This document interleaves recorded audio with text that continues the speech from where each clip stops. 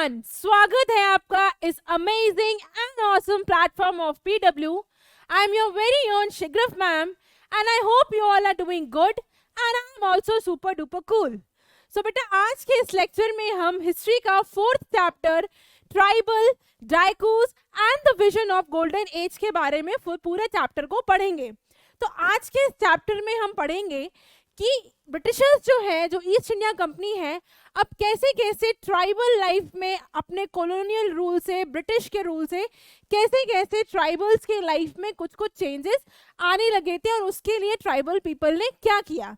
तो let us start our lecture. Today's goal is how was the life of tribals. हम इस chapter में ये पढ़ेंगे कि अभी तक ट्राइबल्स की लाइफ, किस तरह की जिंदगी वो जी रहे हैं या जीते आ रहे थे, वो पढ़ेंगे। Who were डाइकूज? ये डाइकूज कौन है? आउटसाइडर्स। चैप्टर की हेडिंग में ही नाम है डाइकूज।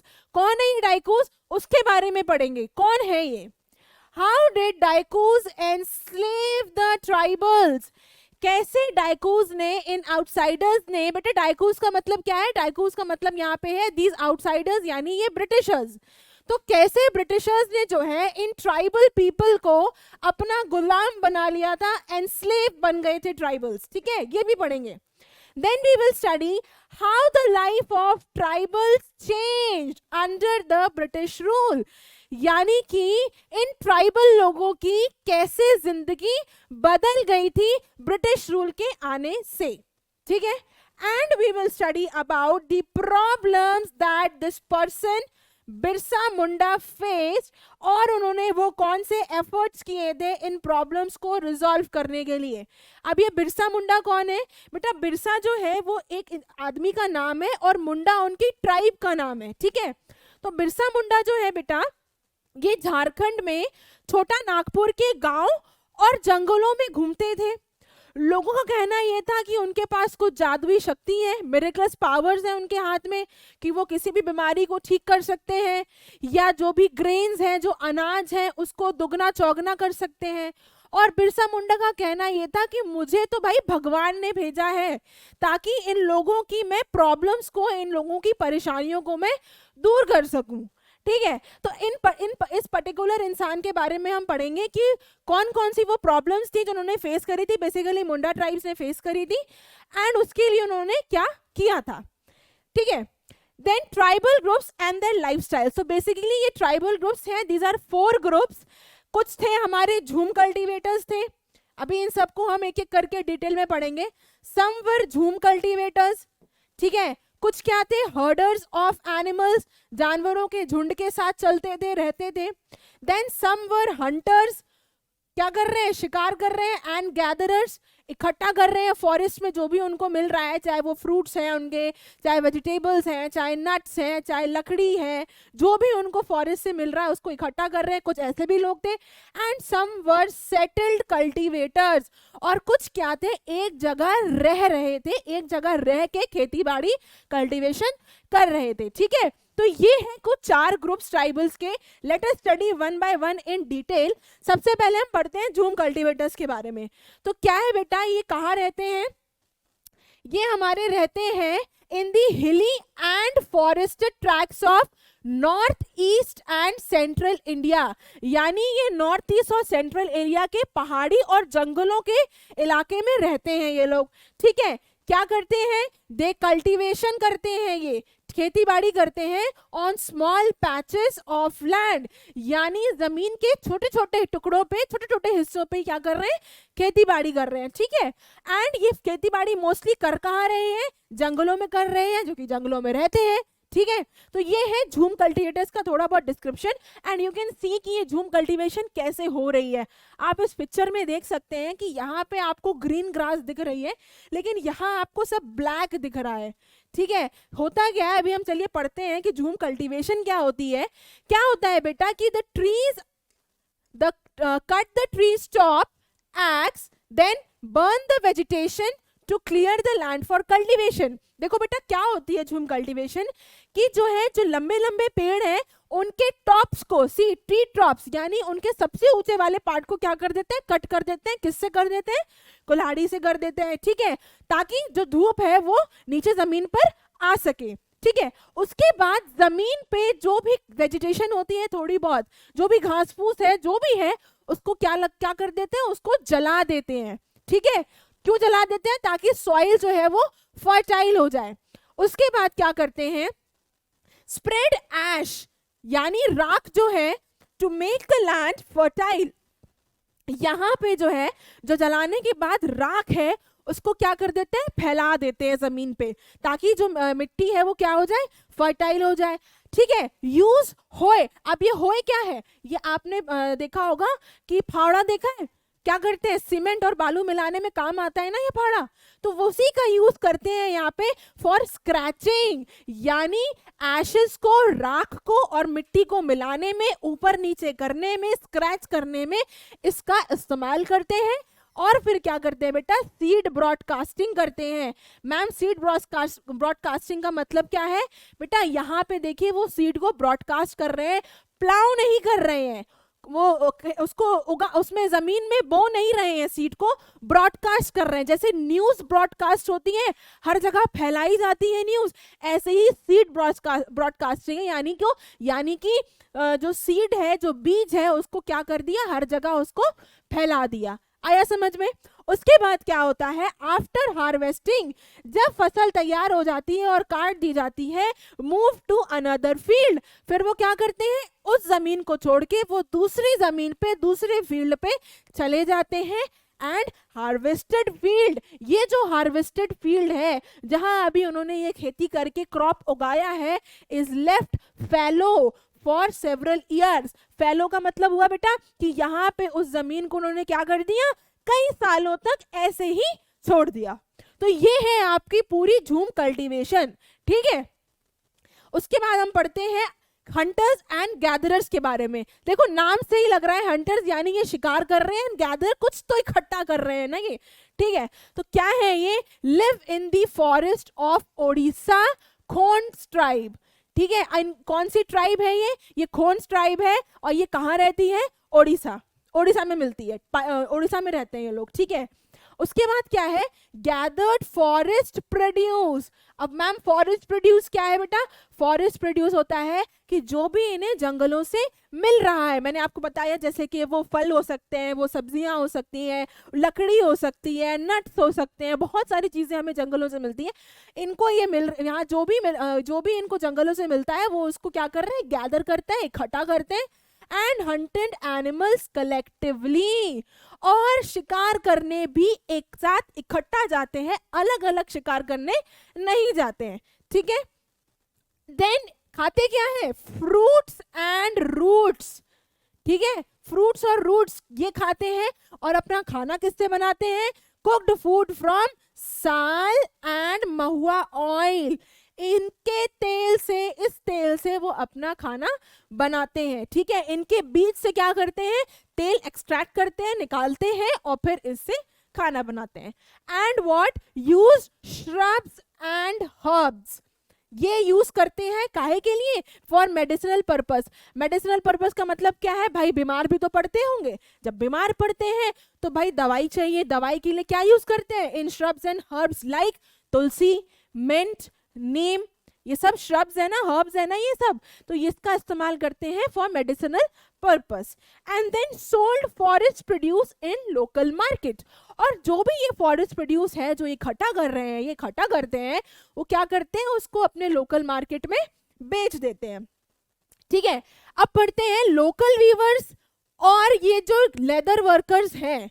लोकल वीवर्स यानी कि जो कपड़ों की बुनाई कर रहे हैं, ठीक है, और लेदर वर्कर्स यानी कि जो चमड़े का काम करते हैं। ये लोग क्या करते हैं, ये खोंड ट्राइब के पास कुसुम और पलाश, देखो मैंने पलाश बोला है, कुछ याद आ रहा है पलाश से, पलाश के फूल, बैटल ऑफ प्लासी याद आया, पलाश, प्लाशी, कुछ याद आ रहा है ना वहां, तो यहाँ भी ये पलाश के फूलों का ये इस्तेमाल करते हैं, कौन, ये लोकल वीवर्स और ये लेदर वर्कर्स, काहे के लिए, अपने कपड़े और अपने चमड़े को नहीं, मतलब जो कपड़े और चमड़ा है, जो लेदर है, उसको कलर करने के लिए इसका ये इस्तेमाल करते हैं। और मैंने आपको क्या बताया था, पलाश का और क्या यूज है, मैंने आपको बताया था कि we have in that battle of Plassey कि ये यूज होता है गुलाल बनाने में, ठीक है। तो पलाश हमने यहाँ भी पढ़ा वहां भी पढ़ा। तो ये लोकल वीवर्स और लेदर जिनके पास आते हैं ये फूल लेने के लिए, ताकि वो जो है अपने कपड़ों को और लेदर को कलर कर सके। For the goods they needed, वो सामान जो इनको जरूरत थी, किनको, हंटर्स एंड गैदरर्स को, जिस सामान की जरूरत थी, क्या करते थे, sometimes they exchanged from forest produce. कभी कभार क्या करते थे बेटा, जब इन्हें किसी सामान की जरूरत होती थी तो ये फॉरेस्ट प्रोड्यूस देके, यानी वो सामान जिन्होंने फॉरेस्ट से इकट्ठा किया है उसके बदले में वो अपना सामान जिसकी जरूरत थी वो लेते थे, ठीक है। इसको कहते हैं बार्टर सिस्टम, सामान दे के सामान लेना, ठीक है, आया समझ में। तो यहाँ भी उनको जिस चीज की जरूरत थी उसको वो एक्सचेंज करते थे फॉरेस्ट प्रोड्यूस से, यानी वो सामान जो इनको जंगल से ये इकट्ठा करते हैं। And sometimes they bought them, और कभी कभी क्या करते थे, कभी कभी इसे खरीद भी लेते थे फ्रॉम देयर, छोटी मोटी जो इनके पास सेविंग्स है उससे थोड़े बहुत खरीद भी लेते थे। Then when forest produce shrank, अब जब फॉरेस्ट प्रोड्यूस श्रैंक हो गया, यानी इतना प्रोडक्शन नहीं हो पाया, इतना इकट्ठा नहीं हो पाया कि सामान ले ले, कि हम कुछ अपना सामान लेके अपना रोजाना जो हमारी जिंदगी है उसका हम गुजारा कर ले, तो क्या करते थे ये लोग, they wander in search of work as labourers. तो बेचारे मजदूर बनकर ये काम ढूंढने के लिए निकल जाते थे, एक जगह से दूसरी जगह जाते थे, ठीक है। तो ये थे हमारे हंटर्स एंड गैदरर्स। अब लेकिन कुछ ट्राइब्स जैसे कि बायगाज, अब बायगाज क्या है, ये जो है they were not willing to work for others, यानी कि ये जो है इनको दूसरे के लिए काम करना या दूसरे के अंडर में रह के काम करना गवारा नहीं था। नॉट विलिंग, बिल्कुल गवारा नहीं था। क्यों? क्योंकि वो समझते थे कि ये इनकी डिग्निटी के खिलाफ है, इनकी शान के खिलाफ है, इनकी इज्जत के खिलाफ है कि हम किसी के अंदर रह के काम करें। तो इसलिए इस तरह की ट्राइब्स जो है वो ये काम नहीं करती थी, किसी के अंडर में रह के काम करना। Then tribal people depends on traders. अब ये ट्राइबल पीपल जो है बेटा ये ट्रेडर और मनी लेंडर्स पे डिपेंड कर रहे हैं। क्यों? टू बाय द गुड्स, वो सामान खरीदने के लिए जो कि इनके लोकेलिटी में नहीं, जो कि इनके लोकेलिटी में प्रोड्यूस नहीं होता है, ठीक है। तो क्या कर रहे हैं ये ट्राइबल पीपल जो है वो ट्रेडर्स और मनी लेंडर्स पे डिपेंड कर रहे हैं, निर्भर है उन पे उस सामान को खरीदने के लिए that were not produce in the locality. तो क्या करते थे बेटा यहाँ पे ट्रेडर्स जो है वो इनको महंगे दाम पे सामान बेचते थे, यानी रेट ज्यादा था, महंगा बेच रहे हैं। एंड मनी लेंडर्स क्या करते थे, जो रेट ऑफ इंटरेस्ट है, ब्याज दर जो है वो भी ज्यादा, ये लोग भी ज्यादा रखते थे। तो यहाँ पे जो है ये जो ट्राइबल पीपल है इन्होंने इन ट्रेडर्स और मनी लेंडर्स को किस तरीके से देखा, एज इविल आउटसाइडर्स, खराब नजर से देखा, बुरी नजर से देखा।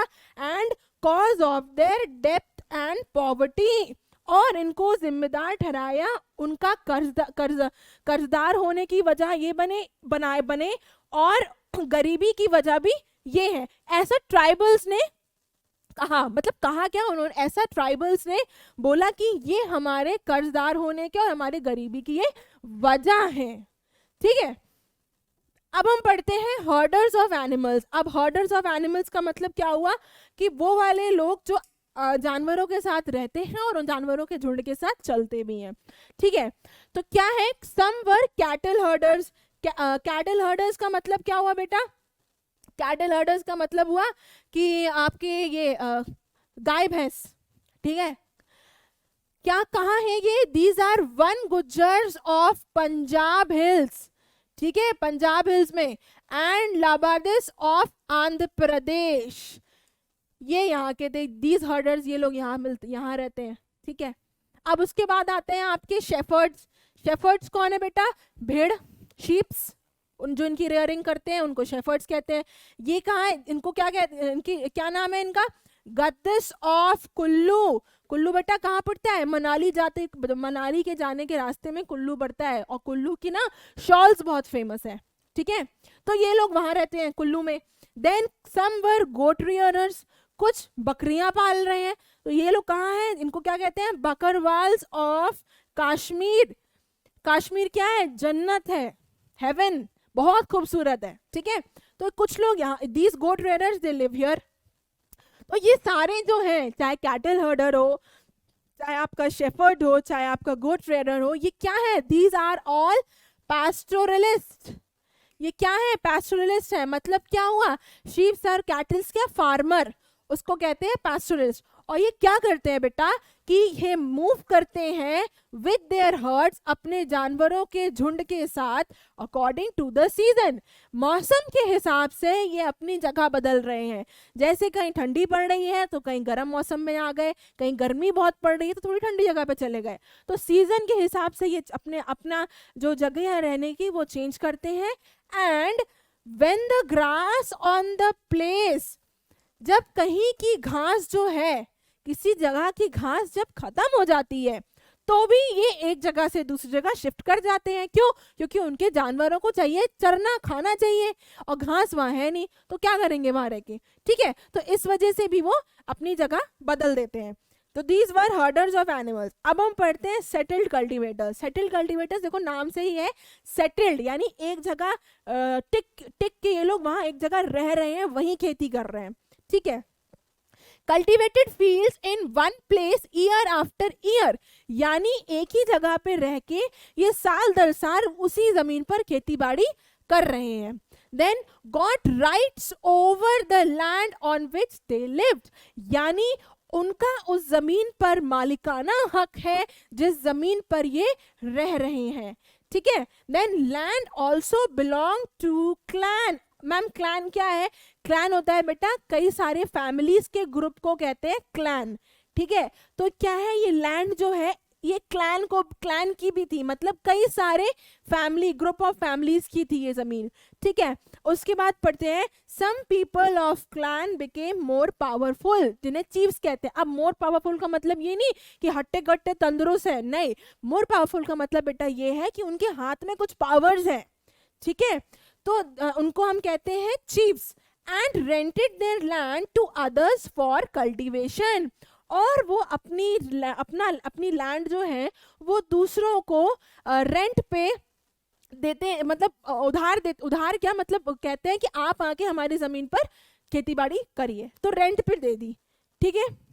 तो एंड देन व्हाट हैपेंड कि जो ब्रिटिशर्स हैं ये क्या कह रहे हैं? ये कह रहे हैं कि ये जो सेटल्ड ट्राइबल ग्रुप्स हैं, दी सेटल्ड ट्राइबल ग्रुप्स, ये क्या है? ये ज्यादा सिविलाइज्ड लोग हैं as compared to other groups. ये ज्यादा सिविलाइज्ड है, ज्यादा मैनर्ड है। क्यों? क्योंकि एक जगह रुक के टिक के काम कर रहे हैं, रह रहे हैं वहीं पे। तो ब्रिटिशर्स की नजर में क्या है कि ये ट्राइबल ग्रुप्स, ठीक है, जो सेटल्ड ट्राइबल ग्रुप है जैसे कि हमारी गोंड्स एंड सांथाल्स, ये क्या है? सेटल्ड, ये क्या है? सिविलाइज्ड है then other tribal groups. Other tribal groups मतलब यहाँ क्या हो गए? झूम कल्टीवेटर्स एक जगह से दूसरी जगह जा रहे हैं, हंटर्स एंड गैदरर्स एक जगह से दूसरी जगह जा रहे हैं, देन आपके ये हर्डर्स ऑफ एनिमल्स ये भी एक जगह से दूसरी जगह जा रहे हैं, लेकिन ये लोग एक जगह हैं। तो इसलिए ब्रिटिशर्स की नज़र में ये ज़्यादा सिविलाइज्ड थे। अब हम पढ़ते हैं, ये तो हमने पढ़ लिया अभी कि ये ट्राइबल पीपल्स की ज़िंदगी कैसे थी, कौन कौन थे, कैसे कैसे रह रहे थे, कहाँ रह रहे थे, क्या कर रहे थे, ये सब हमने पढ़ लिया। अब हम पढ़ते हैं कि ये कॉलोनियल रूल के आने से how did colonial rule change the lives, कैसे यहाँ पे इन ट्राइबल्स पीपल की जिंदगियां चेंज होने लगी, चेंज हो गई, ठीक है। तो सबसे पहले हम पढ़ते हैं कि ये जो चीफ्स बने हैं, more powerful people of the clan, इनके लाइफ में क्या चेंज आया। तो बेटा क्या था कि ट्राइबल चीफ्स वर अलाउड, उनको इस चीज की जो इजाजत थी कि they were allowed to keep their land titles, जो उनके पास जमीन है वो उनको अलाउड थी कि ये आप ही की है, and over a cluster of villages, कई गांव की जमीनें, एंड रेंट आउट लैंड्स, और उनको ये भी हक था कि आप अपनी जमीन जो है दूसरों को किराए पे देके आप उस पर खेती बाड़ी जो भी कराना चाहते हैं आप करा सकते हैं। तो ये तो उनके पास एक ये राइट था कि उनके पास उनकी खुद की जमीनें हैं, कई गाँव की जमीनें उनकी हैं, वो उनके पास सेफ है, ठीक है। लेकिन यहाँ पे क्या हुआ कि उनकी बहुत सारी एडमिनिस्ट्रेटिव पावर्स उनके हाथ से चली गई, ठीक है। एडमिनिस्ट्रेटिव पावर्स कौन कौन सी चली गई? जैसे कि अब उनकी अपनी खुद की कोई पुलिस नहीं है, अपनी खुद की कोई पुलिस नहीं है, पहले पुलिस थी लेकिन कॉलोनियल रूल की वजह से, ब्रिटिशर्स की वजह से अब उनकी अपनी कोई पुलिस नहीं है। And no more local laws, उनके जो अपने खुद के लॉज हैं अब वो भी उनके खुद नहीं है। Now they have to follow the laws made by British, see force to follow laws made by British. अब जो ब्रिटिशर्स ने यहाँ पे लॉज बनाए हैं जैसे कि फॉरेस्ट लॉ, जो वो लॉज बनाए हैं अब यहाँ पे दे आर फोर्स कि आपको वो लॉ फॉलो करना पड़ेगा। आपके अपने कोई लॉज नहीं है, no administrative power, in short अपनी कोई आपकी पुलिस नहीं होगी। देन पे ट्रिब्यूट टू द ब्रिटिश। अब बेटा पे ट्रिब्यूट, यहाँ पे ट्रिब्यूट का मतलब श्रद्धांजलि देना नहीं है, पे ट्रिब्यूट का मतलब है पैसे से, ठीक है। तो यहाँ पे उनको जो है इन ट्राइबल चीफ्स को, ब्रिटिशर्स को क्या देना पड़ेगा, पैसा। And what, loss there authority over their own people, अपने ही लोगों पे जो उनका अभी तक कंट्रोल था अब वो भी उनके हाथ से चला गया, ठीक है। And what happened? They were also unable to fulfill their traditional functions. वो जो भी अपने ट्रेडिशनल फंक्शंस फॉलो कर रहे थे या करते थे अब वो बेचारे ये भी नहीं कर पा रहे हैं। तो ये सारी चीज़ें जो है वो किसके ट्राइबल चीफ्स के लाइफ में ये चेंज आया था, ठीक है। अब पढ़ते हैं कि ये झूम कल्टीवेटर्स की लाइफ में क्या चेंज आया। तो change in the life of झूम कल्टीवेटर्स, और यू कैन से शिफ्टिंग कल्टीवेशन। बेटा इसको और क्या कहते हैं, स्लैश एंड बर्न, इसको हम स्लैश एंड बर्न भी कहते हैं, ठीक है, झूम कल्टीवेशन को। क्या हुआ था, Britishers were uncomfortable with the moving tribal groups. Britishers जो थे वो इनसे, ये जो मूविंग ट्राइबल ग्रुप्स है ना बेटा, इनसे क्या है बहुत ज्यादा परेशान थे क्योंकि ये एक जगह रुकते ही नहीं है, ठीक है। क्यों, और उनसे परेशान भी थे। क्यों परेशान थे, क्योंकि ये इनके ऊपर एक जगह रुक नहीं रहे थे और जो है इनके ऊपर एडमिनिस्टर नहीं कर पा रहे थे, कंट्रोल नहीं ला पा रहे थे। आज यहाँ है, कल को वहाँ है, परसों वहाँ है, कहाँ तक कंट्रोल करें। तो उनके ऊपर कंट्रोल लाना मुश्किल था, इसलिए उनसे थोड़ा परेशान भी थे ये। एंड और क्या चाहिए था ब्रिटिशर्स को चाहिए था एक revenue income, regular revenue income चाहिए थी ब्रिटिशर्स को। तो उन्होंने यहाँ पे क्या किया, उन्होंने यहाँ पे कुछ लैंड सेटलमेंट्स वो यहाँ पे लेकर आए। ये हैं कुछ लैंड सेटलमेंट्स। अब कुछ याद आ रहा है, लैंड सेटलमेंट्स हमने अभी पढ़ा था इन द लास्ट चैप्टर। कौन कौन से आए थे लैंड सेटलमेंट्स, लाइक आपका परमानेंट सेटलमेंट, क्या था उसमें कि जामींदार की जिम्मेदारी थी कि आप रेवेन्यू कलेक्ट करेंगे और कंपनी को देंगे। Then Mahalwari system, village headman की ड्यूटी थी, ये जो गांव का मुखिया है उसकी ड्यूटी थी कि आप रेवेन्यू कलेक्ट करेंगे एंड कंपनी को देंगे। एंड देन मुनरो सिस्टम, ये रैयत मुनरो सिस्टम, ये क्या था, मुनरो में क्या था, direct contact with the cultivators, सीधा कॉन्टैक्ट था कल्टिवेटर से। तो ये कुछ लैंड सेटलमेंट्स थे जो यहाँ पे फिर कंपनी ने इंट्रोड्यूस करे ताकि एक रेगुलर रेवेन्यू इनकम यहाँ पर कंपनी के खजाने में आती रहे, ठीक है। Then British efforts to settle झूम कल्टीवेटर्स, ब्रिटिश का ये एफर्ट कि भैया झूम कल्टीवेटर्स को एक जगह वो रोक लें, एक जगह रहें, वो was not very successful, ज़्यादा वो कामयाब नहीं हुए इस बात पे। क्यों, क्योंकि बेटा झूम कल्टीवेशन वहाँ नहीं हो सकती जहाँ पे या तो पानी की कमी है, आपकी वाटर स्कैसिटी है, या जहाँ कहीं की मिट्टी बहुत सूखी है। तो झूम कल्टीवेशन ऐसे एरिया में नहीं हो सकती, इसीलिए एक जगह से दूसरी जगह जाते भी थे, ठीक है। तो फाइनली क्या हुआ, जब ब्रिटिशर्स ने इन पे एफर्ट लगाया, जोर लगाया, इनको एक जगह रुकने के लिए बोला, ठहराया इनको, तो यहाँ पे जो है ये झूम कल्टीवेटर्स क्या करते हैं, यहाँ वो उस बात पे वो क्या कर रहे हैं, प्रोटेस्ट करते हैं। और जब प्रोटेस्ट करते हैं तो फाइनली यहाँ पे ब्रिटिशर्स जो है वो इनको अलाउ कर देते हैं।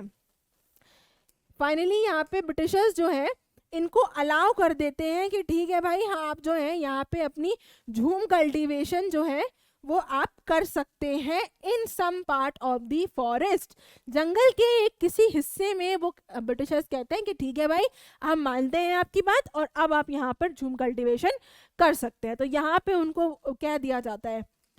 देन अब फॉरेस्ट लॉज क्या थे और उनका इम्पैक्ट क्या पड़ा, ठीक है। तो ब्रिटिश ने क्या किया, British extended control over all forest, Britishers ने जो है अब जंगल पे भी जो है अपना कंट्रोल ले आए। Declared forest as state property, यहाँ पे बेटा ब्रिटिशर्स ने बोला कि फॉरेस्ट जो है अब ये किसी की निजी प्रॉपर्टी नहीं है, ये अब स्टेट प्रॉपर्टी है।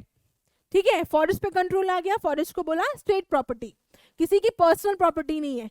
ब्रिटिश वांटेड टिम्बर, ब्रिटिश को चाहिए था टिम्बर। यानी टिम्बर क्या होता है कि ये लकड़ी जो है हमारे मतलब बिल्डिंग्स में यूज होती है, लाइक फर्नीचर में, आपके ये वार्डरोब्स बनाने में, कबर्ड्स बनाने में, अलमारी, इन सब बनाने में यूज होती है। तो उनको चाहिए था टिम्बर, तो इसलिए उन्होंने टिम्बर फॉरेस्ट को क्या डिक्लेयर कर दिया, उन्होंने डिक्लेयर कर दिया कि ये क्या है, अब रिजर्व फॉरेस्ट है। क्या है ये, रिजर्व फॉरेस्ट। ठीक है, अब इन रिजर्व फॉरेस्ट में, अब पहले तो फॉरेस्ट को बोल दिया स्टेट प्रॉपर्टी, किसी की कोई पर्सनल प्रॉपर्टी नहीं। अब जहां से टिम्बर चाहिए उन टिम्बर फॉरेस्ट को बोल दिया क्या, रिजर्व फॉरेस्ट। अब इस रिजर्व फॉरेस्ट में भी कुछ प्रैक्टिसेस जो है इन ट्राइबल्स पीपल की, उस पर उन्होंने रोक लगा दी। लेट अस सी कौन कौन सी है।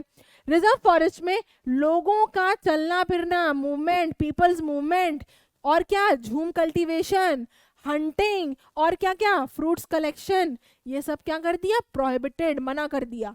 अब आप ये सब कुछ नहीं करेंगे, ना वहाँ लोगों का आना जाना होगा, ना वो झूम कल्टीवेशन होगी, ना वहाँ कुछ शिकार होगा, ना फल इकट्ठा किए जाएंगे, मतलब कुछ भी वहाँ नहीं होगा, मना कर दिया। अब यहाँ पे क्या हुआ, जब सब कुछ ये प्रैक्टिसेस बंद कर दी तो यहाँ आती है एक प्रॉब्लम, और वो प्रॉब्लम क्या है, वो प्रॉब्लम है हमारी लेबर प्रॉब्लम। लेबर प्रॉब्लम काहे के लिए भाई, लेबर प्रॉब्लम इसलिए बेटा क्योंकि यहाँ पे जो है उनको चाहिए था लेबर पेड़ काटने के लिए, जिससे कि वो रेलवे स्लीपर्स बना सके और बड़े बड़े लकड़ियों के लट्ठों को ट्रांसपोर्ट कर सके। रेलवे स्लीपर्स क्या होते हैं, आपने देखा होगा, ये जो रेलवे ट्रैक होती है ना, यहाँ पे एक तो यहाँ बहुत सारी वो होती हैं, गिट्टियाँ होती हैं, ठीक है, ऐसे ऐसे सब में होती हैं, कुछ लंबे लंबे ऐसे लकड़ी के बड़े बड़े वो टुकड़े लगे रहते हैं, जिसके ऊपर ये ट्रैक बिछी रहती है ऐसे। ठीक है, बड़े बड़े होते हैं, मैंने तो ही बड़ा बना दिया है। ये ऐसे आपके लकड़े लंबे लंबे लट्ठे होते हैं, ऐसे पतले पतले भी होते हैं, लंबे लंबे होते हैं, और इसी पे ये ऐसे ट्रैक रहती है। उसके बाद यहाँ पे सब कंकड़ वंकड़ होते हैं। ठीक है, ये हैं आपके रेलवे स्लीपर्स। ठीक है, तो उसके लिए, और ट्रांसपोर्ट लॉग्स, बड़े बड़े लकड़ियों के लट्ठों को ट्रांसपोर्ट करने के लिए, एक जगह से दूसरी जगह पहुंचाने के लिए अब इनको चाहिए था लेबर, क्योंकि उनको वो नहीं, ये कहाँ से मिलेगा, ये मिलेगा आपको ट्री से, पेड़ से। लेकिन अब जब यहाँ पे सब किसी ना इंसान का आना जाना बंद कर दिया, यहाँ झूम कल्टीवेशन नहीं हो रही, हंटिंग नहीं हो रही, तो यहाँ पे अब उनको लेबर कहाँ से मिलेगा, कहाँ किसको बुलाएंगे, किससे कहें कि भाई पेड़ काट दो ताकि हम ये सारे काम कर सकें। तो यहाँ पे क्या है, यहाँ पर एक वो सोल्यूशन लेकर आते हैं, और सोल्यूशन ये रहता है कि वो कहते हैं झूम कल्टीवेटर्स को कि ठीक है भाई, आपको ना हम क्या कर रहे हैं, वी वुड गिव झूम cultivators small patches of land, हम आपको एक छोटे से जमीन का टुकड़ा देते हैं ताकि आप अपनी वहां पे कल्टीवेशन, झूम कल्टीवेशन आप करते रहिए, लेकिन आप हमें बदले में क्या करेंगे, आप हमें बदले में देंगे लेबर, आप हमें बदले में प्रोवाइड करेंगे लेबर, और क्या करेंगे, और जंगलों की देखभाल भी आप ही करेंगे। ठीक है, यहाँ पे सॉल्यूशन क्या निकाला ब्रिटिशर्स ने कि भाई आप झूम कल्टीवेटर्स को, हम आपको जमीन देते हैं, एक छोटा सा पैच देते हैं लैंड का, आप वहां पर अपनी कल्टीवेशन करते रहिए, लेकिन इन रिटर्न आप क्या करेंगे, हमें लेबर देंगे टू द फॉरेस्ट डिपार्टमेंट, जो फॉरेस्ट डिपार्टमेंट है उसको लेबर प्रोवाइड करेंगे, and what, you will look after the forest, और आप जंगलों की देखभाल भी करेंगे। तो इससे क्या हुआ, यहाँ पे फॉरेस्ट के बगल में ही यहाँ पे गांव बसा दिए गए, जिसे कहते हैं फॉरेस्ट विलेजेस। यहाँ पे फॉरेस्ट विलेजेस बना दिए गए, बेसिकली यहाँ वो वाले लोग रह रहे हैं जो इन जंगलों में काम करेंगे। ठीक है, अब ये लोग यहीं तो जाएंगे काम करने के लिए, कहीं बहुत दूर तो जाएंगे नहीं। तो यहाँ पे क्या था, यहाँ पर इनको जो है चीप लेबर मिल रही थी, यही पास में है, यही फॉरेस्ट में काम करेंगे, कम पैसे में लेबर मिल रही है। तो यहाँ पे जो है ब्रिटिशर्स को चीप लेबर भी मिली, और यहाँ पे जो है फिर फॉरेस्ट विलेजेस भी स्टैब्लिश हो गए। अब पढ़ते हैं कि ये जो रूल्स बनाए इन्होंने, फॉरेस्ट रूल्स, इसको यहाँ के जो ट्राइबल्स थे उन्होंने इसको क्या किया, इसके अगेंस्ट खड़े हो गए। तो इसके अगेंस्ट उन्होंने कुछ रिएक्ट किया, reaction of tribal groups against the British forest laws. क्या रिएक्शन था उनका कि they disobeyed the new laws, ये जो उन्होंने नए कानून बनाए थे उन्होंने क्या किया, इसको डिसओबे किया, उसको नहीं माना, और जो वो काम करते हैं वो काम करते रहे। नहीं माना उनकी इस बात को. Then continued practices that were declared illegal, उन प्रैक्टिसेस को जिनको ब्रिटिशर्स ने इलीगल डिक्लेयर कर दिया, जैसे कि people's movement, jhum cultivation, then आपका हंटिंग, फ्रूट कलेक्शन, इन सबको जो इलीगल कह दिया था, यहाँ पर ये लोग जो है उनकी बात नहीं मानते और कंटिन्यू करते हैं अपनी प्रैक्टिस. वो ये काम करते जा रहे हैं, मतलब रुके नहीं, वो मानी ही नहीं बात. एट टाइम्स ओपन रिबेलियन, कभी कभी तो क्या किया, विद्रोह भी किया इस बात को लेके, रिबेल किया, रिवोल्ट किया इस बात को, किस बात को, फॉरेस्ट लॉज को लेके. ठीक है, तो ये कहाँ कहाँ हुआ था, एक तो हुआ था सोनग्राम संगमा में, कहाँ पे, आसाम में ये रिवोल्ट हुआ था इन 1906, और दूसरा था आपका फॉरेस्ट सत्याग्रह था ये in central province in 1930s. ठीक है, तो ये दो रिवोल्ट थे. अब पढ़ते हैं problem with the trade, that is the silk growers. अभी हमने in the last chapter we studied about indigo plantation, कि कैसे वो ऑपरेटिव सिस्टम था प्लांटेशन का. सिमिलरली कुछ ऐसा ही है ये सिल्क ग्रोअर्स. क्या था कि जो इंडियन सिल्क था, भारत में जो सिल्क मिल रहा था उस वक्त, वो बहुत ही अच्छी क्वालिटी का था, बहुत ही अच्छी फाइन क्वालिटी का था, और इसकी डिमांड बेटा जो है वो यूरोपियन मार्केट में बहुत ज्यादा थी, बहुत बढ़ गई थी, इंक्रीज हो गई थी डिमांड. ठीक है, सिल्क एक्सपोर्ट इंक्रीज रैपिडली, अब डिमांड बढ़ गई यूरोपियन मार्केट में, तो यहाँ पे क्या हुआ, यहाँ पे उसका एक्सपोर्ट जो था वो भी बढ़ गया, तेज हो गया एक्सपोर्ट, ज्यादा हो गया एक्सपोर्ट. ठीक है, तो यहाँ पे कंपनी ने क्या किया, उस डिमांड को उस डिमांड को मीट करने के लिए उन्होंने यहाँ पे इस सिल्क के प्रोडक्शन को एनकरेज किया, बढ़ावा किया कि भैया और प्रोडक्शन करें, क्योंकि यहाँ पे जो इंडियन सिल्क की क्वालिटी थी वो बहुत अच्छी थी, बहुत फाइनेस्ट क्वालिटी थी ऑफ सिल्क. ठीक है, तो इसलिए यहाँ पे जो है डिमांड बढ़ जाती है और फिर उसके लिए कंपनी भी एनकरेज करती है सिल्क प्रोडक्शन के लिए. क्या था कि हजारीबाग में, जो कि झारखंड में है, यहाँ पे जो सांथल्स ग्रुप था, ये क्या कर रहे थे, ये कुकून्स, इनकी रियरिंग करते हैं. कुकून्स क्या है बेटा, आप ये देख सकते हैं, ये समथिंग वाइट वाइट, ये वाइट वाइट दिख रहा है, एक ओवल शेप का, एग टाइप का. क्या है ये बेसिकली एक ये आउटर कवरिंग होती है, ये कवर होता है.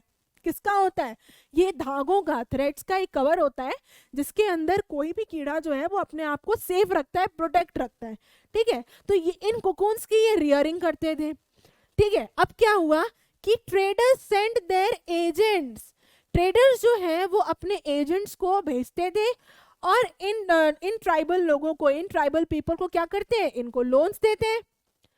ठीक है, और लोन्स देते हैं और फिर उनसे कुकून्स कलेक्ट करते हैं, कुकून्स लेते हैं, कितने पे, 3 से 4 रुपए पर 1000 कुकून्स, यानी 1000 कुकून के वो 3 से 4 रुपए देते हैं बस.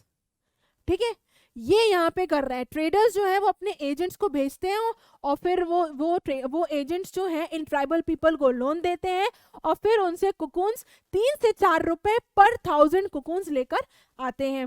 उसके बाद क्या होता है कि देन एक्सपोर्टेड टू बुर्दवान और गया, यहाँ पे फिर इसको एक्सपोर्ट किया जाता है. ठीक है, और उसके बाद यहाँ पर किस रेट से उसको एक्सपोर्ट कर रहे हैं, वे आर सोल्ड एट 15 से 20 रुपए पर 1000 कुकून्स. यहाँ बस 3 से 4 रुपए ले रहे हैं और यहाँ पे 15 से 20 रुपए पर 1000 कुकून, यानी 1000 कुकून के वो 15 से 20 रुपए दे रहे हैं, यानी कि 5 टाइम्स.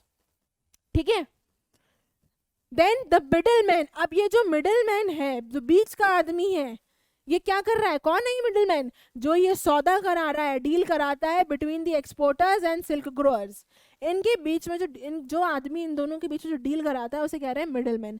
तो ये जो मिडल मैन है ये खूब उनको बहुत फायदा हो रहा है, खूब ह्यूज प्रॉफिट्स कमा रहे हैं, बहुत फायदा हो रहा है इनको, और जबकि जो सिल्क ग्रोअर्स हैं उनको क्या हो रहा है, उनको बहुत ही कम फायदा हो रहा है, उनको बहुत कम पैसे मिल रहे हैं.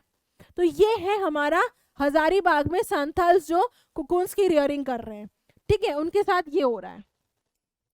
अब सर्च ऑफ वर्क, क्या था कि यहाँ पे बेटा जो कॉन्ट्रैक्टर्स थे, कॉन्ट्रैक्टर्स वो क्या करते थे, इन ट्राइबल्स को रिक्रूट करते थे चाय की खेती के लिए आसाम में, और कोयले की खदान में काम करने के लिए उनको रिक्रूट करते थे.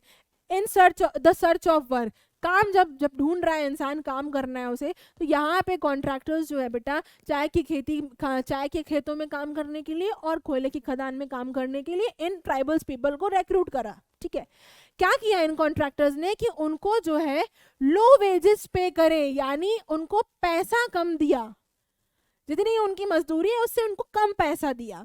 And prevented them from returning home, और उनको घर भी जाने से रोकते थे, घर नहीं जाने देते थे, पैसा भी कम दे रहे हैं और घर भी नहीं जाने दे रहे हैं। बेसिकली क्या कर रहे हैं, एक्सप्लॉइट कर रहे हैं इनको, ट्राइबल्स को। ठीक है, तो जो इस टाइप के जो ट्राइबल्स थे, therefore the condition of such tribals, इस तरह के ट्राइबल्स की जो कंडीशंस थी, जो हालात थे, जो सिचुएशन थी इनकी, वो क्या थी, इवन वर्स, और खराब थी। ठीक है, जो बेचारे काम के लिए ढूंढ रहे हैं उनको चाय के खेतों में और कोयले की खदान में काम करने के लिए तो मिल गया, लेकिन क्या है, पैसा बहुत कम दे रहे हैं और घर भी नहीं जाने दे रहे हैं। तो इस तरह के जो ट्राइबल्स थे उनकी क्या थी, इनकी हालत जो है वो और ख़राब थी। अब यहाँ पे ये है कि यहाँ पे ट्राइबल्स जो है वो रिवोल्ट करते हैं, और रिवोल्ट क्यों करते हैं, let us study against the changes in laws. जो फॉरेस्ट लॉज यहाँ पे ब्रिटिशर्स ने बनाए हैं उनके अगेंस्ट यहाँ पे खड़े होके जो है ये ट्राइबल पीपल क्या कर रहे हैं, रिवोल्ट कर रहे हैं। क्योंकि फॉरेस्ट को उन्होंने बोला कि ये स्टेट प्रॉपर्टी है, और टिम्बर फॉरेस्ट को बोला ये रिजर्व फॉरेस्ट है। ठीक है, रेस्ट्रिक्शन ऑन देयर प्रैक्टिसेस। और क्यों रिवोल्ट किया, क्योंकि उनकी प्रैक्टिसेस जो वो वहाँ पे कर रहे हैं, क्या क्या कि वहाँ पीपल्स मूवमेंट, जंगलों में जाना, झूम कल्टीवेशन करना, हंटिंग करना, गैदरिंग करना, फूड कलेक्शन करना, ये सब पे क्या कर दिया, रोक लगा दी, रेस्ट्रिक्ट कर दिया उनकी प्रैक्टिसेस पे, इसलिए उन्होंने रिवोल्ट किया। और क्यों किया, उनको कुछ नए टैक्सेस देने पड़ रहे थे, इसलिए उन्होंने रिवोल्ट किया था। ठीक है, और क्या हो रहा था, इन ट्राइबल्स पीपल का एक्सप्लॉइटेशन हो रहा था by traders and money lenders. Traders क्या कर रहे थे, बहुत महंगे दाम पे सामान बेच रहे हैं। देन मनी लेंडर्स क्या कर रहे हैं, बहुत ही उनकी जो ब्याज दर है वो बहुत ज़्यादा है, हाई रेट ऑफ इंटरेस्ट है। कॉन्ट्रैक्टर्स क्या कर रहे हैं, यहाँ पे उनको घर नहीं जाने दे रहे, वेजेस बहुत कम है, तो ये सब एक्सप्लॉइटेशन ही तो हो रहा है। ठीक है, तो इन सब रीजंस की वजह से यहाँ पे जो है वो ट्राइबल्स जो है यहाँ पे रिवोल्ट करते हैं। कुछ इंपॉर्टेंट रिवोल्ट्स हुई हैं, जैसे कि हुई थी कोल्ड रिवोल्ट 1831 से 1831 से लेके 1832। देन सांथाल्स रिवोल्ट 1855 में हुई थी। Then Bastar revolt in the central India 1910 and Warli revolt in Maharashtra in 1940। तो ये कुछ इंपॉर्टेंट रिवोल्ट्स हैं जो ये ट्राइबल्स ने करी थी।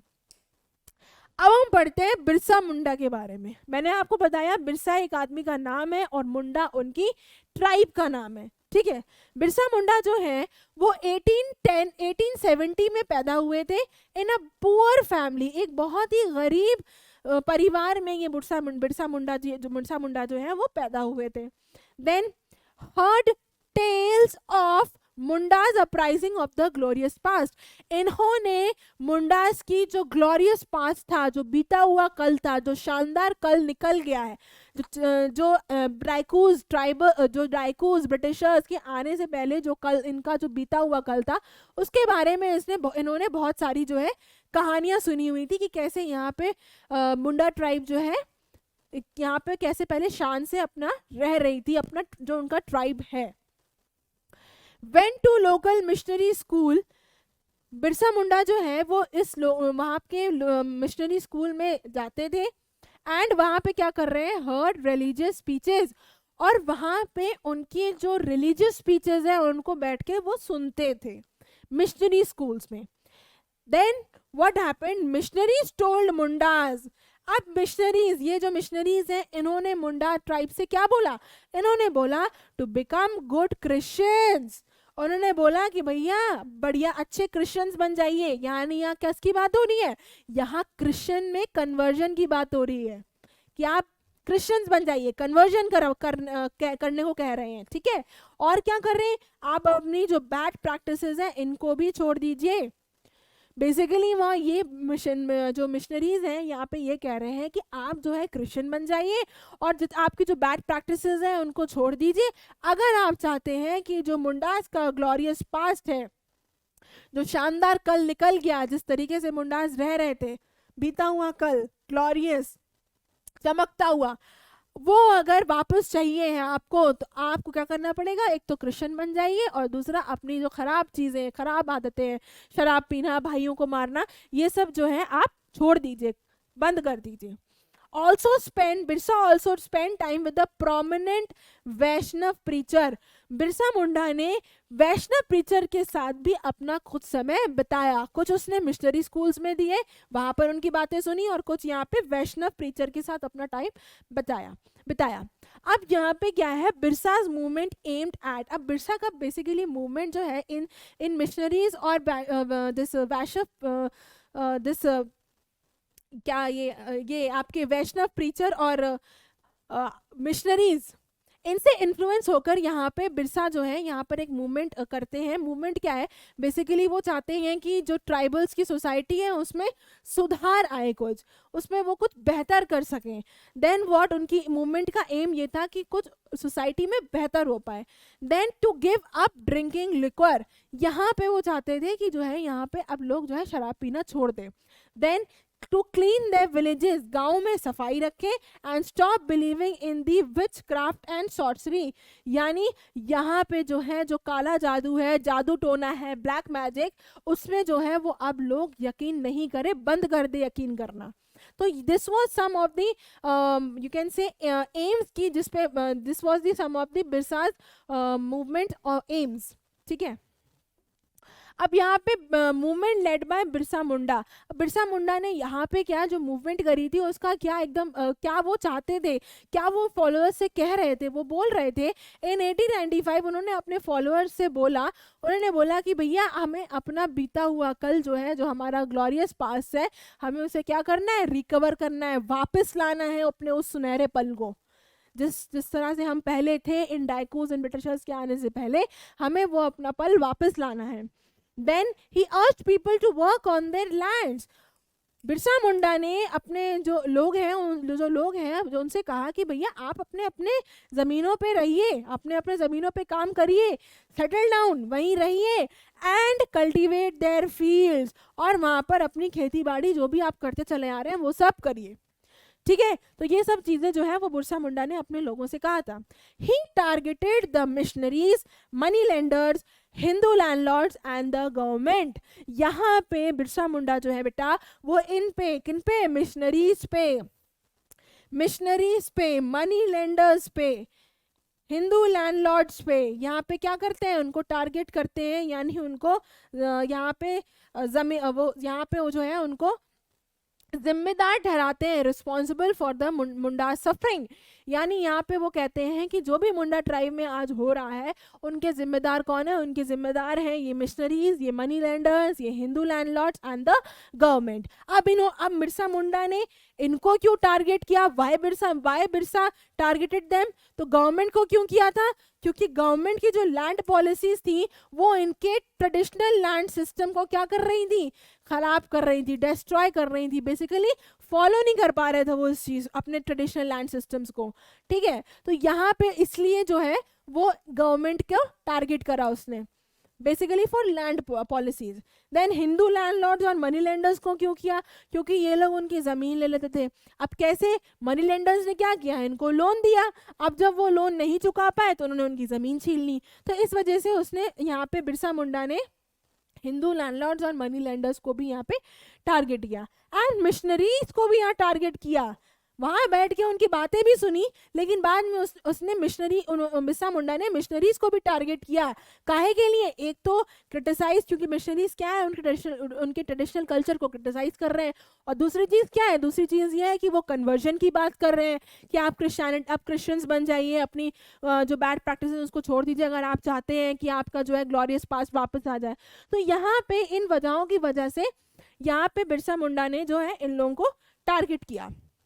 यहाँ पे जब उन्होंने उनको टारगेट किया तो यहाँ पे होता क्या है बेटा कि फाइनली यहाँ पे जो है बिरसा मुंडा जो है वो 1895 में यहाँ पे अरेस्ट कर लिए जाते हैं, अरेस्टेड बिरसा इन 1895। और उन पे चार्ज क्या लगता है, उन पे चार्ज लगता है रॉयटिंग का, यानी दंगों का, दंगे करवाने का उन पे चार्ज लगता है। Convicted him on charges of writing, और फिर उनको अल्टीमेटली 2 साल के लिए यहाँ पे जेल हो जाती है, ठीक है। 2 साल के छूटने के बाद यानी 1897 में छूटने के बाद वो क्या करते हैं, सीधे जो है गांव में जाके दौरा किया उन्होंने और वहां पे लोगों का सपोर्ट इकट्ठा किया, कोशिश करी कि लोग हमारे जितने हो सके फेवर करें, लोग जो है हमारे सपोर्ट में आए। यहाँ पे लोगों का सपोर्ट उन्होंने इकट्ठा किया। फाइनली क्या हुआ, उन्होंने अपने लोगों से बोला कि हमें इस रावण को, बेसिकली जो डाइकूज और ये यूरोपियंस हैं जो बैठे हुए हैं हमारे ऊपर, इनको क्या करना है, इनको खत्म करना है, इनको साफ करना है, हटाना है इनको। तो उन्होंने, बिरसा मुंडा ने ये अपने फॉलोअर्स से, अपने लोगों से कहा था। और क्या कहा था, उन्होंने कहा urge people to establish a kingdom under his leadership. यहाँ पे बिरसा मुंडा ने कहा कि मेरे लीडरशिप में हम यहाँ पर अपना एक क्या करेंगे, एक किंगडम, एक राज्य बनाएंगे। ठीक है, तो ये सारी चीजें जो है यहाँ पे बिरसा मुंडा ने अपने लोगों से कही थी। उसके बाद क्या होता है बेटा कि बिरसा के जो फॉलोअर्स हैं उन्होंने भी कुछ यहाँ पे कुछ किया। क्या किया, let us see what Birsa's followers did. यहाँ पे सबसे पहले क्या किया, बिरसा मुंडा के फॉलोअर्स ने जो डाइकूस के और यूरोपियंस के जो भी यहाँ पे सिंबल्स थे, जो ये शो करते थे कि हाँ these are dikus, these are symbol, जो उनके सिंबल्स थे, ठीक है, उन पे जाके उन्होंने अटैक किया, टारगेट किया उनको। Targeted the symbols of dikus and European powers, then attacked police stations and churches. Police station जाके और चर्च पे जाके भी उन्होंने अटैक किया, हमला किया। ठीक है, then what happened, raided the property of money lenders and zamindars. Money lenders और जामींदार्स की प्रॉपर्टी पे उन्होंने क्या किया, धावा बोल दिया। आया समझ में। And raise the white flag, एक सफेद झंडा लहराया as a symbol of Birsa Raj. Birsa Raj को दर्शाने के लिए, दिखाने के लिए उन्होंने यहाँ पे क्या किया, एक सफेद झंडा लहराया। जब भी कोई मूवमेंट होती है आप देखते हैं उसमें कोई ना कोई अपना एक सिंबल लेके चलता है, तो यहाँ पर भी जो है बिरसा के फॉलोअर्स जो हैं वो यहाँ पर सफेद झंडा लेके चल रहे हैं। वो ये शो कर रहे हैं कि this is a symbol of Birsa Raj. ठीक है, तो यहाँ पे क्या होता है कि 1900 में Birsa Munda died because of cholera. इस बीमारी की वजह से यहाँ पे बिरसा मुंडा ही डाइज। और जब बिरसा मुंडा चले गए तो उनकी मूवमेंट भी चली गई, मूवमेंट गॉट फेडेड, यहाँ पे मूवमेंट भी चली गई। अब यहाँ पे क्या है बेटा, इस मूवमेंट का यहाँ पे दो आउटकम निकलते हैं कि जितने भी यहाँ पे ट्राइबल्स ने जो प्रोटेस्ट किया, लाइक द झूम कल्टीवेटर्स रिवोल्ट कर रहे हैं फॉरेस्ट लॉस के खिलाफ, एक्सप्लॉइटेशन जो हो रहा है उसके खिलाफ बोल रहे हैं, तो यहाँ पे दो आउटकम निकलते हैं। पहला आउटकम ये है कि ब्रिटिश गवर्नमेंट वॉज फोर्स्ड, यहाँ पे British government was forced to introduce laws. यहाँ पे जो है ब्रिटिश गवर्नमेंट बेटा यहाँ पे मजबूर हो जाती है इस टाइप के कानून बनाने पे। कैसे, so that the land of tribals, जो ये ट्राइबल्स की जमीन है, लैंड है, could not be easily taken over by the dikus, इसको जो है कोई भी आसानी से उनसे ना ले ले। तो यहाँ पे बेटा ब्रिटिशर्स जो है बहुत मजबूर होकर, मजबूरी में यहाँ पर एक जो है क्या करते हैं, लॉज बनाते हैं ताकि यहाँ पे ट्राइबल्स की जो लैंड है उसको कोई और can not be taken over by dikus, उसको कोई और आसानी से ना ले पाए। ठीक है, and the second is prove that the tribal people, ये चीज यहाँ प्रूव हो गई कि ये जो ट्राइबल लोग, ट्राइबल पीपल हैं, ट्राइबल लोग हैं, क्या है, क्या है ये, दे हैड द कैपेसिटी, उनके अंदर ये क्षमता है, उनके अंदर ये पावर है, ये ताकत है उनके अंदर, काहे के लिए, to protest against the injustice of the British government. उनके अंदर ये ताकत है, ये क्षमता है कि वो जो है ब्रिटिश गवर्नमेंट के किसी भी अन्याय को, गलत चीज को वो बर्दाश्त नहीं करेंगे, उस चीज के लिए वो प्रोटेस्ट करेंगे, उनके अंदर ये कैपेसिटी, ये क्षमता है। सो बेसिकली ये तो कुछ आउटकम्स थे, ये कुछ आउटकम्स थे उसके मूवमेंट के बेटा। ठीक है, सो होपफुली आपको समझ में आया होगा कि यहाँ पे कैसे कैसे ट्राइबल्स की लाइफ चल रही थी, और इन ब्रिटिशर्स के रूल की वजह से, कॉलोनियल रूल की वजह से यहाँ पे जो चीफ्स हैं, जो झूम कल्टीवेटर्स हैं, फॉरेस्ट हैं, उसके में उन सब चीज़ों में यहाँ पे क्या क्या बदलाव आए। और फिर बिरसा मुंडा ने फाइनली यहाँ पर उन प्रॉब्लम्स के लिए यहाँ पर उन्होंने क्या क्या किया, कौन कौन से रिवोल्ट करे, कौन सी मूवमेंट लेड करी, मूवमेंट का एम क्या था, all these things. So that's all for today. So hopefully आपको समझ में आ गया होगा. एंड पढ़ते रहिए, मेहनत करते रहिए. Have a good day.